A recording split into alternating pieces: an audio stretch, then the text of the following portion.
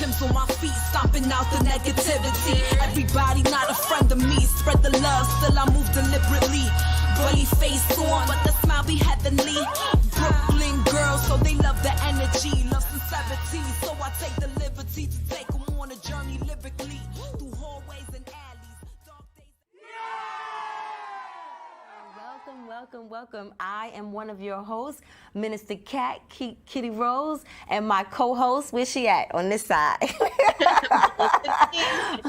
Welcome to the next chapter where we discuss shades of gray. I am so excited to speak to you today about these shades of gray. Girl, I'm going to tell you, because that is what the next chapter is all about, these different layers and shades of gray. But what is this week's topic, homegirl? What is this week's topic of the week? Let's go. Topic of the week is... Dun, dun, dun, dun, dun. Does being a mother complete you? What are your thoughts? Does being a mother complete you? Now, we're two different women.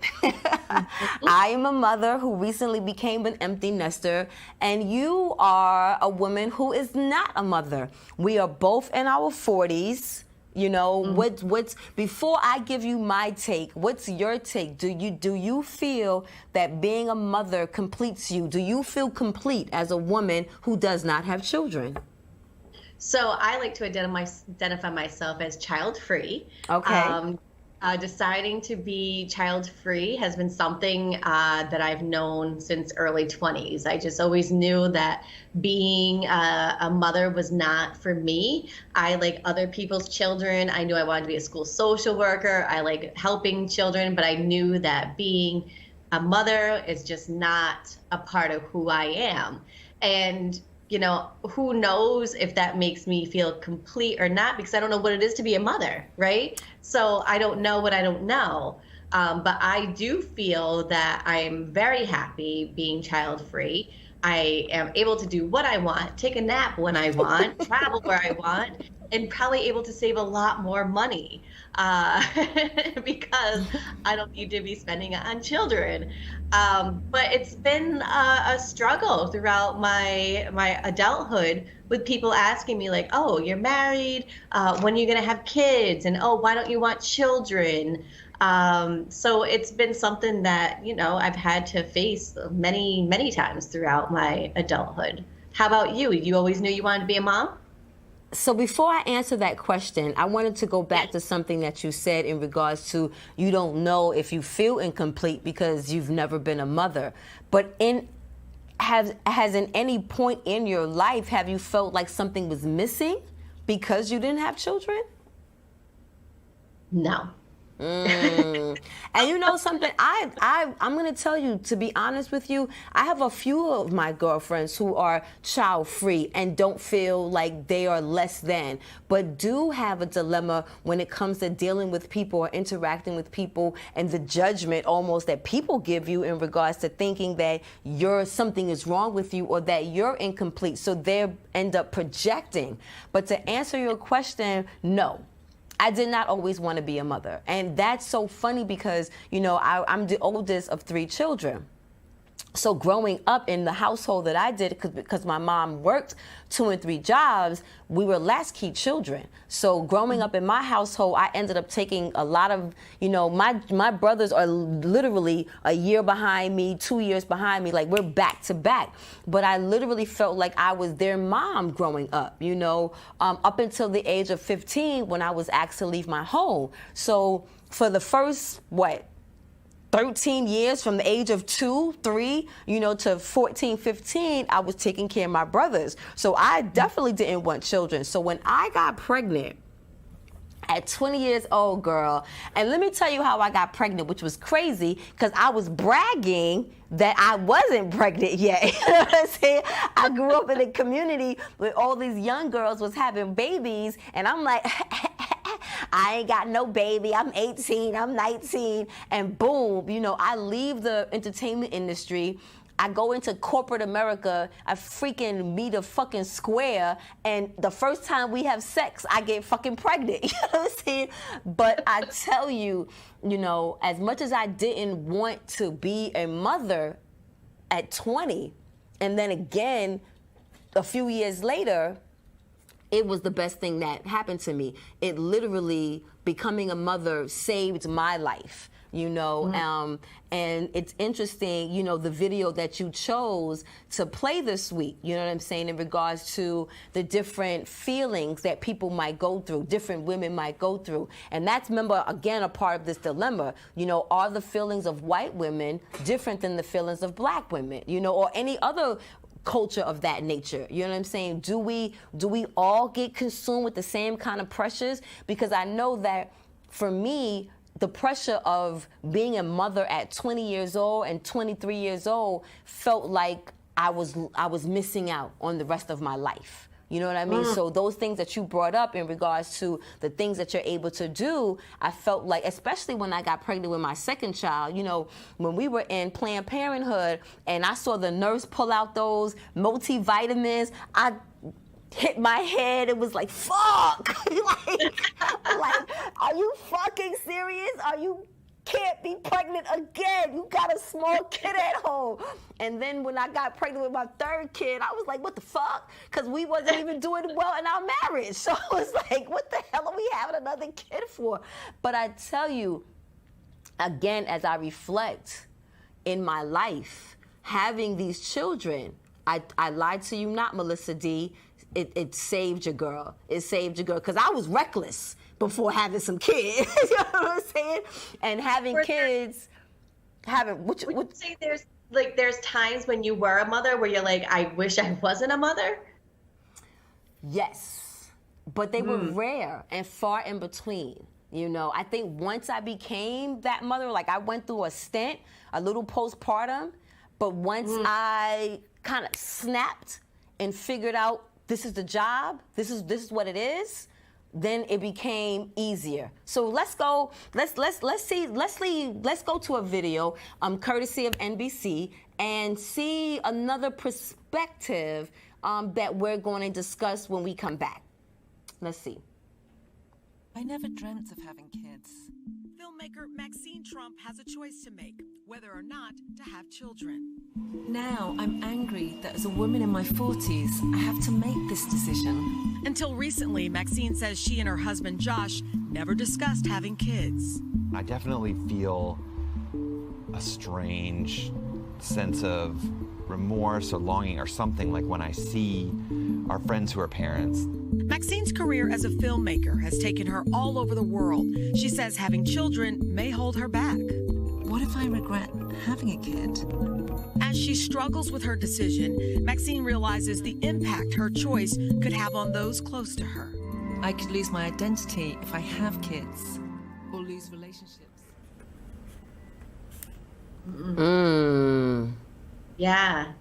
You know, it's really interesting because I think of like, I would not be able to have the lifestyle that I have right now, being able to up and leave the States and move to Puerto Rico and just kind of do what I want when I want if I had children. And, you know, I remember my mom always saying to me, like, Melissa, you're not probably going to have children. You'll end up resenting them. And I would never want to do that to anybody. But, you know, it just, even my mother knew that motherhood was not going to be a thing for me. But it doesn't mean that I'm an awful, heartless person that's with children. You're selfish. Right? It's a selfish thing. Or like there's something wrong with you. You don't like children. But that has nothing to do with it. I like children. I just don't want my own.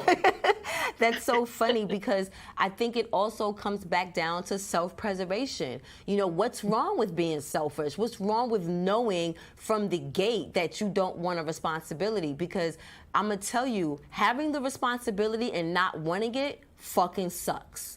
I am a 48-year-old woman who has parents, in my opinion, from what I've learned, who did not want to be parents. My parents were just trying to get out of their house. You know what I'm saying? And the thing to get out your house was to get married, you know, and then move out on your own. So when they started having children, it wasn't something ideally that they wanted to do right away, but because of circumstances, and they were never involved parents. So till this day, at 48, and my brother is 46 and my other brother's 45, we don't have parents. And that leaves a huge hole in our life. Like it's almost still at this age something that's dysfunctional because I feel neglected and I feel like I don't have support. So that's worse, you know what I'm saying, to almost feel abandoned when you have living parents who don't fuck with you. You know what I'm saying? Because they're just not built that way. So when I started having children, and I had to kind of figure out my own identity, I thought that video was interesting that they said that she questioned, will she lose her identity? I felt like being a mother was my new identity that I really cultivated growing up. So I felt like it was a routine that became second nature. Yeah. But the resentment did come in when I felt like I couldn't do certain things that I thought my peers were doing in the life that I thought I wanted to lead. And then the end result was that wasn't what I thought I wanted to lead, because now today, the only people that I enjoy people's company, don't get it twisted, but I enjoy my children more than anybody. So it's really weird that the resentment that I could have felt or maybe was creeping feeling went to the left, because the joy of the relationship I ended up having with each one of them was more rewarding, even when it was difficult with my oldest son, because parenting is not easy. So I actually applaud women and men who make the conscious decision not to do that, because when you make the conscious decision to become a parent, you still don't even know what all that takes on.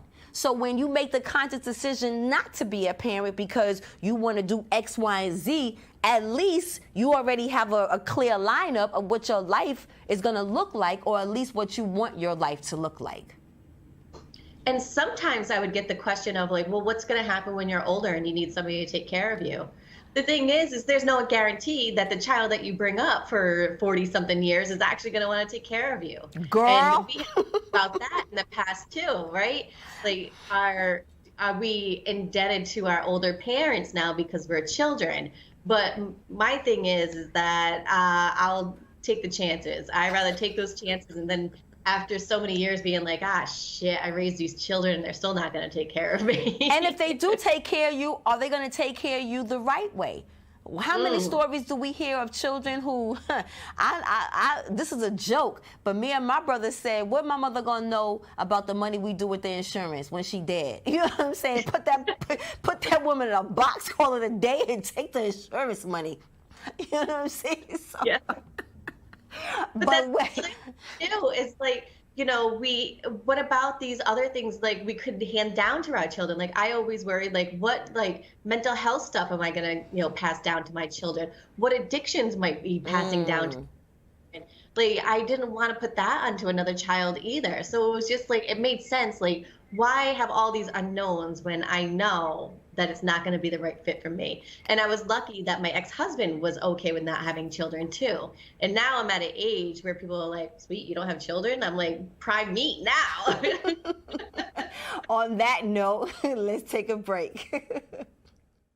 There's so many rewards in life. You coming into our home was one of the greatest rewards we could have ever had. It took 20 years, and I got my third child, who was 17 at the time.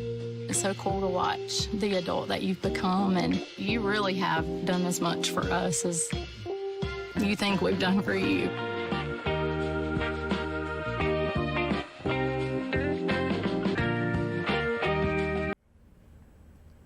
Goodness, that last one almost made me tear up. Me too. Me too. And how ironic or how beautiful that ties in again to the topic of choice. You know what I'm saying? Of choice, because ultimately it's about having freedom.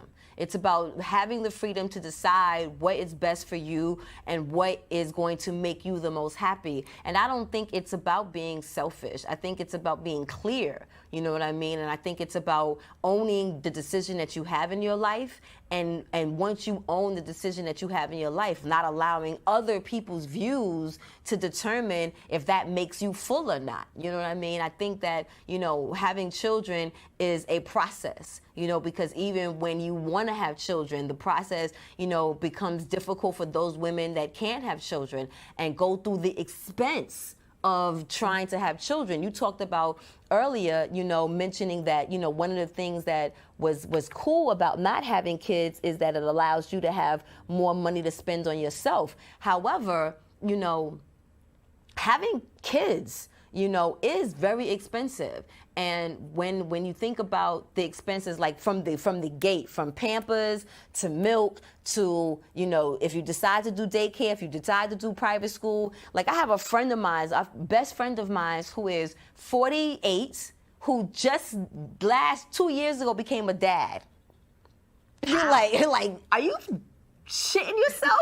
Like you now have to do, that's what I said, and not only have the energy, but wait, football practice, you know, track, you know, if he wants to dance, like all these extracurricular activities that happen, and baby ain't even 2 yet, and he almost 50. You know what I'm saying? So I'm like, you know, as much as I resented for a half a second having children at an early age, the blessing came from now at 48, 47, becoming this empty nester where now I have the second part of my life. So if I would have became a parent at 47 or in my 40s, you know, like a gentleman I was dating a few years back, a guy I thought was my soulmate. I still kind of lightweight think he my soulmate. He wanted to have more kids.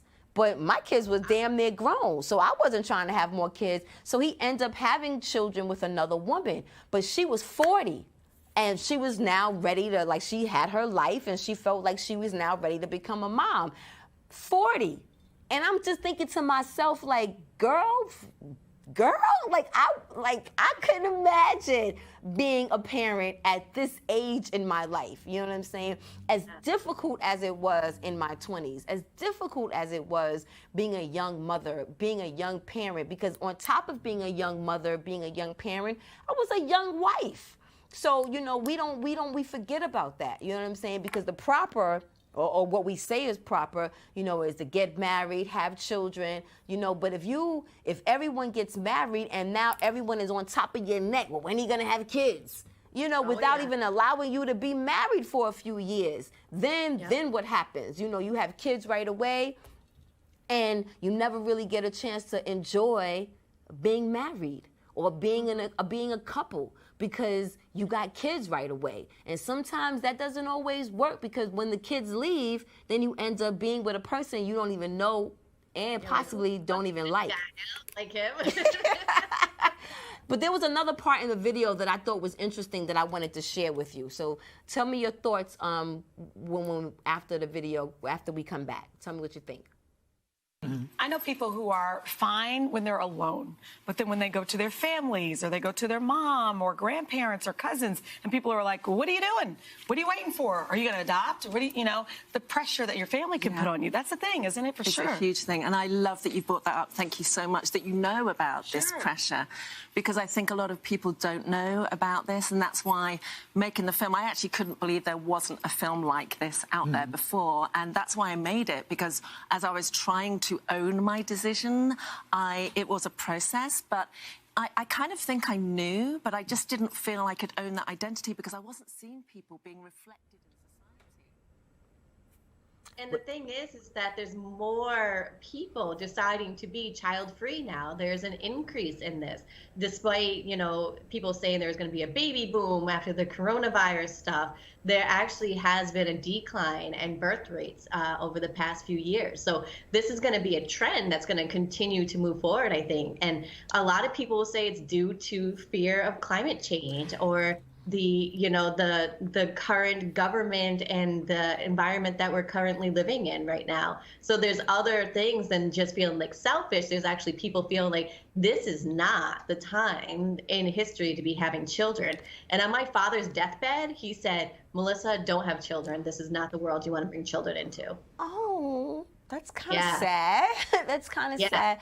Well, I definitely believe that this pandemic was definitely a part of some population control that the government had going on, because I do feel like, just like in Asia, where they have restrictions on how many children you're allowed to have or how many boys versus how many girls. Even African traditions, you go back to different cultures where, if you had a certain amount of boys, then they would, kill your offspring after a certain amount, or the same thing with girls, or taking pleasures away from girls so that they didn't enjoy certain things when it came to their sexual acts, and only was positioned to raise children or bear children. So we know that different cultures has kind of almost put a stank also on motherhood. You know what I'm saying? Because now we've just become these tools. We've just become these vessels that in which we have of children. We just procreate, and we know that I'm not gonna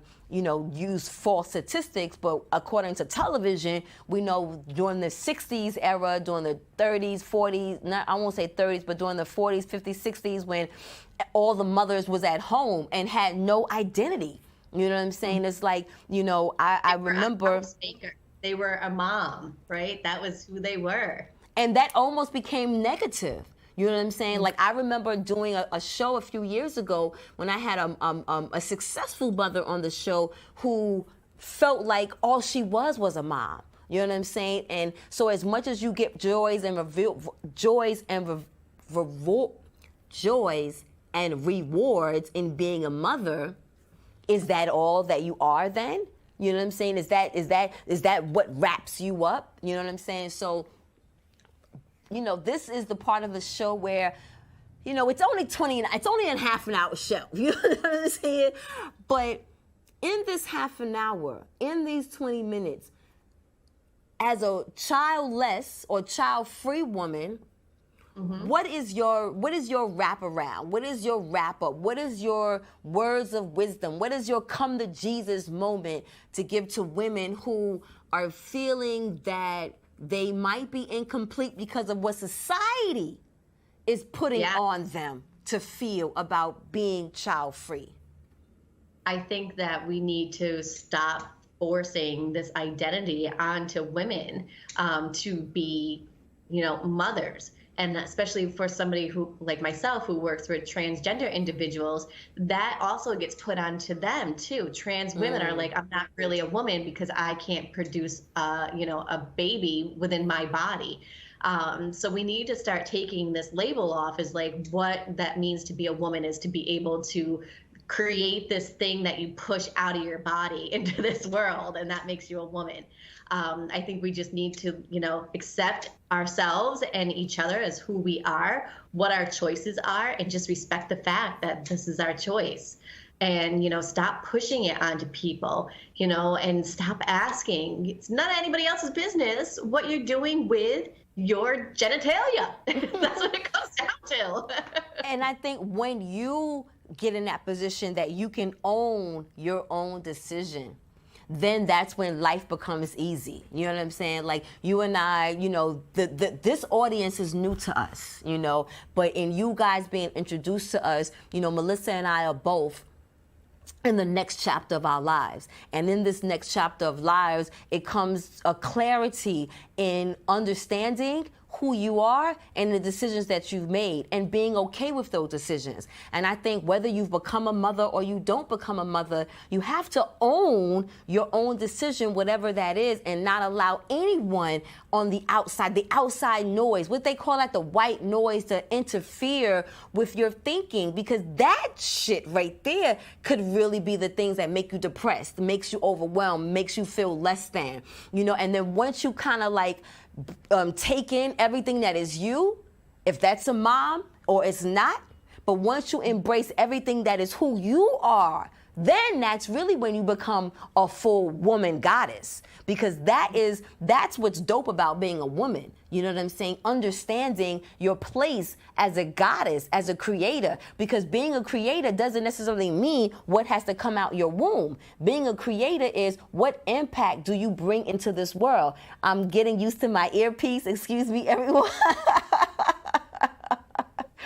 But this is the part of the show that we also is not our favorite part, Melissa. It's not our favorite part, but it's a necessity because this is the world that we live in due to social media. So, everyone, please like, follow, and share, or like, share, and follow our content, because we need your support in order for the message to get out there. And then don't forget to subscribe to our YouTube channels. Our YouTube channels, me at Miss Kitty Rose 1.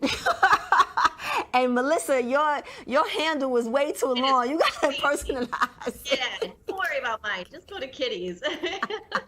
You know, but don't forget to press that like and share and follow button and subscribe to our channels. But also, guys, share your thoughts. Like, talk to us. Let us know what you're thinking. Let us know what we can improve on. Let us know if you have any feedback to what we've discussed, because this is just our thoughts, our professionalism of where we're at in our life. But we could definitely use all of your information that you might help, so that we as a whole, we as a community, don't feel alone. Because here at the next chapter, we discuss shades of gray. So everything is important. Everything is important for you to join in this conversation. I am once again one of your hosts, Minister Kat, aka Kitty Rose, and I am joined by my homegirl from Puerto Rico, Melissa D. Yes! And this is the next chapter where we discuss shades of gray. Thank you so much, and please stay tuned to next week. We'll be back. All right, guys.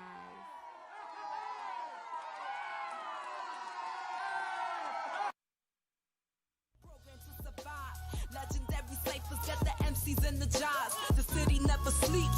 Slept from 1 to 5 when COVID hit the block and we had to stay inside. Tough love is all I know, so be gentle with my soul.